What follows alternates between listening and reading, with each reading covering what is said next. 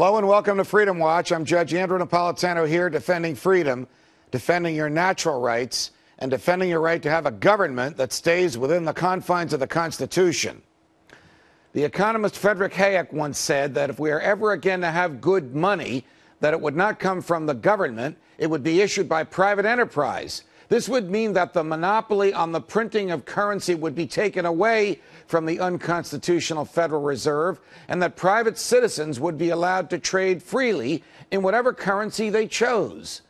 Hayek's reasoning behind this was that in the event of a currency failure, you would not have all those who held a certain currency prone to enormous danger. If, for example, the Federal Reserve overprinted, if the Federal Reserve overprinted and there was a dollar collapse, then those who wisely held other currencies and commodities would be spared the consequences of the collapse that comes from the central planning of the monetary system.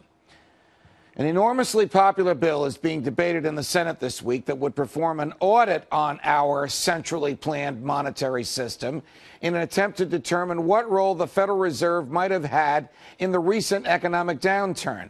Popular that it is with the public and the Congress, but apparently not popular with this administration, as we've learned that President Obama has dispatched none other than his chief of staff, Rahm Emanuel, and the chair of the Federal Reserve, Ben Bernanke, to stop this legislation, which has passed the House of Representatives and is moving through the Senate. Though the legislation has bipartisan support and is fueled by grassroots citizens who have petitioned by the hundreds of thousands for its adoption, Senator Chris Dodd, a Democrat, Senator Robert Corker, a Republican, have introduced measures to water down this bill in the Senate. For decades, the American people have been told that the Fed's secrecy was good for them. And now the central planners are pulling out all the stops to kill this legislation before it reveals who's received the Fed's money. Joining me now is the author of the bill to audit the Fed, the author of the bestseller, End the Fed, Congressman Ron Paul. Congressman, welcome back to Freedom Watch. Thank you, Judge. Good to be with you. Just to clarify a couple of things first. The other day, you used the phrase corporatism. I think I have it right. What did you mean by that? Well, you know, that term was first brought out, I think it was with Mussolini. He didn't want to be called a fascist, so he said it's a corporatist or corporatism that he was advocating. To me, it just means the corporations are too close to the government. They're partners in crime. And Mises, the great Austrian economist, said that this is the case. Interventionist economics brings this about, but it always leads to some form of socialism. And fascism, where even the ownership might remain in the hands of the corporations, can still be socialistic in nature. In any case, corporatism is not much softer than calling somebody a socialist. I just think it's a more accurate economic term to use. Well, we're witnessing the bizarre phenomenon here. One would think that shareholders of corporations and management of corporations would want the government off their backs. But in this day and age, in America in 2010, we see governments that almost welcome getting in bed with, we see corporate officials that almost welcome getting in bed with the government, sort of a fascism or a corporatism by wish or by will, if you will. Is that what you're talking about? I mean, we talking about Goldman Sachs saying to Carl Levin, yes, we want you to regulate us? Yeah, I think it is. I think most people can understand the Goldman Sachs and the big banks, but even mainstream corporations, and I don't want to pick on anybody in particular, but groups like the Chamber of Commerce aren't all that great, because I came out the lowest rated Republican in the whole Congress for defending the Chamber of Commerce's positions. But then they listed the positions that I didn't agree with them on, and they were all subsidies to big business. So that, to me, is a sad state of affairs.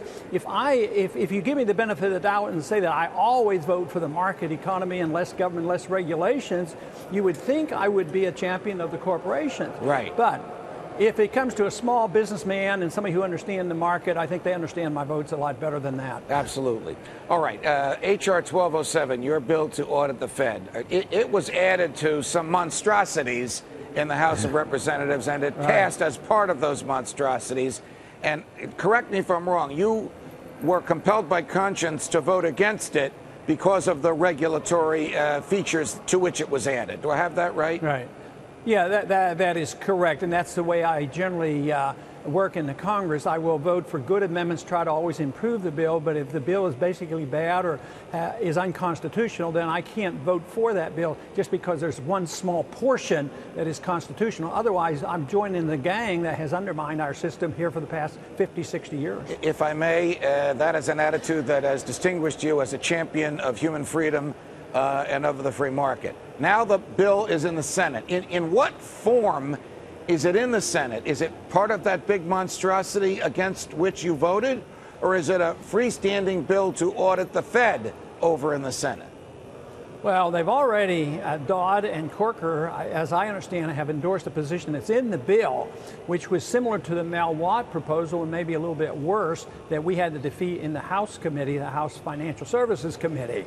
So there's a bad provision in the financial bill of the Senate, but Bernie Sanders and Jim DeMint are working very hard to bring this up, and it is estimated that it probably won't come up this week, but it'll come up Monday or Tuesday of next week. That will be a key vote, let me tell you. And that will tell us whether or not the people win or whether the Federal Reserve wins. And there is a coalition, the Federal Reserve, big banks, some of the Republican and Democratic leadership.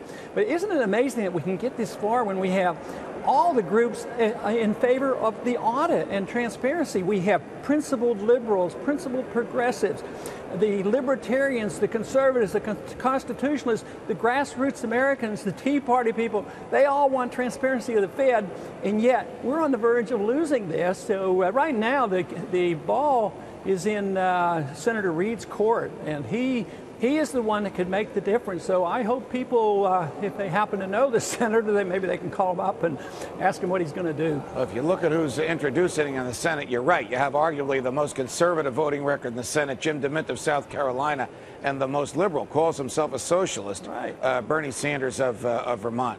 Congressman Paul, it's a pleasure. Thank you for joining us on Freedom Watch.